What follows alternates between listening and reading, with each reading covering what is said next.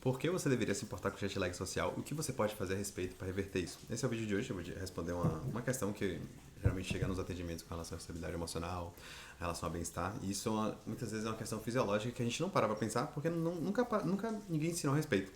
Eu acho que se as pessoas aprenderem isso, elas vão poder ter melhor bem-estar no trabalho, etc. Inclusive na segunda-feira. É muito comum as pessoas sentirem um certo mal-estar na segunda-feira por conta do jet lag social de coisas que elas fizeram na sexta, no sábado e no domingo.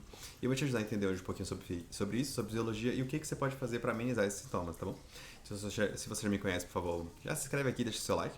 E se você não me conhece ainda, vê o conteúdo, vê se ele agregou valor na sua vida. Se agregou, você deixa seu like e se inscreve, que isso me ajuda bastante a continuar fazendo isso, tá bom? Então, jet lag social. Primeiro eu queria trazer o que é jet lag. Então, todo mundo meio que sabe o que é jet lag, né? Quando a pessoa viaja muito rápido de um fuso horário para o outro. Então, vamos supor que você está no Brasil, e aí você vai, por exemplo, para o Chile, ou você vai, por exemplo, para a Europa. E como você mudou o fuso horário em muito pouco tempo, então, às vezes em 12 horas você agora o sol está nascendo 4 horas mais tarde para você, 3 horas mais tarde para você, às vezes 2 horas mais tarde para você, num intervalo muito curto de tempo. Seu corpo não conseguiu se adequar ainda, seu ritmo circadiano fica desajustado porque ele não sabe direito o que está acontecendo.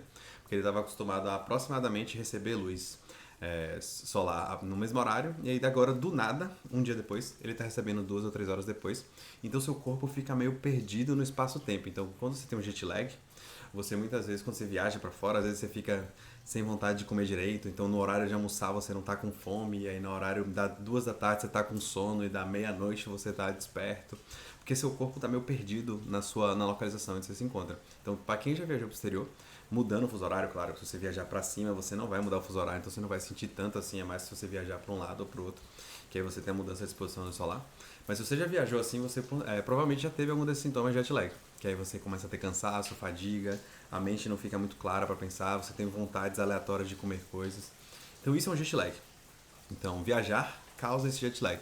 E o que a gente chama de jet lag social é isso que a gente faz consciente e inconscientemente quando a gente faz essa mudança de exposição à luz solar ao longo da semana. Então vamos supor que você geralmente na sua semana você costuma acordar 7 horas ou 6 horas para ir para o trabalho e no final da semana você decide acordar às 9.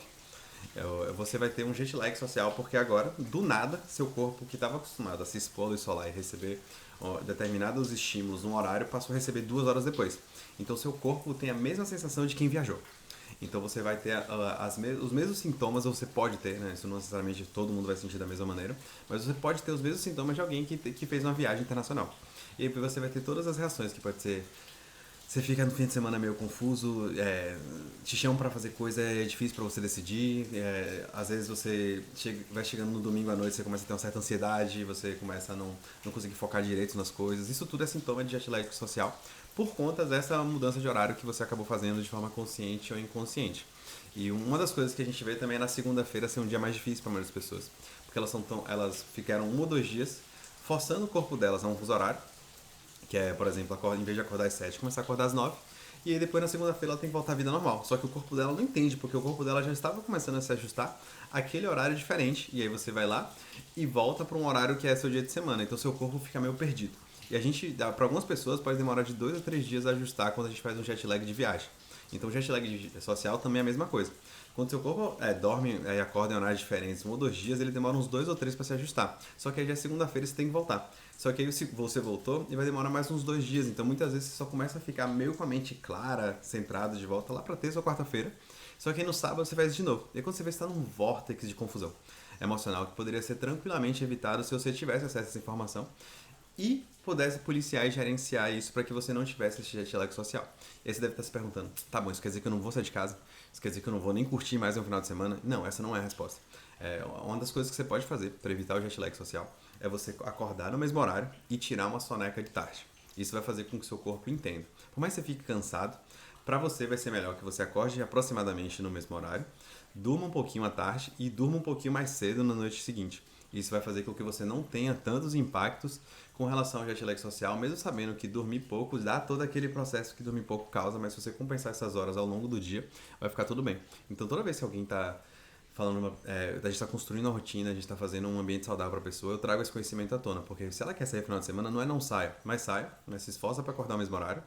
De preferência, faz um pouquinho de atividade física logo que você acorda, porque isso também vai ativar o seu ritmo circadiano. E aí também você vai lá e se esforça para comer mais ou menos no mesmo horário. Eu vou fazer um outro vídeo só sobre janela alimentar para entender isso, mas variar muito essa janela também pode causar algumas coisas próximas de um jet lag social que o sono também causa. Então, se você estiver se sentindo desmotivado, sem foco, sem clareza, eu acho que vale a pena você investir nisso. Investir nessa cadência de acordar e se expor à luz solar. Eu já falei em outros vídeos, existe um aplicativo chamado Light Matter ou Lux, onde você pode monitorar essa sua exposição à luz solar e a ideia é que você mantenha ela constante durante a semana. E eu gosto sempre de lembrar, assim, agora que eu tenho 2 filhos pequenos, que quando alguém me chama pra sair, eu falo assim, eu não quero sair, eu não gosto de sair até muito tarde.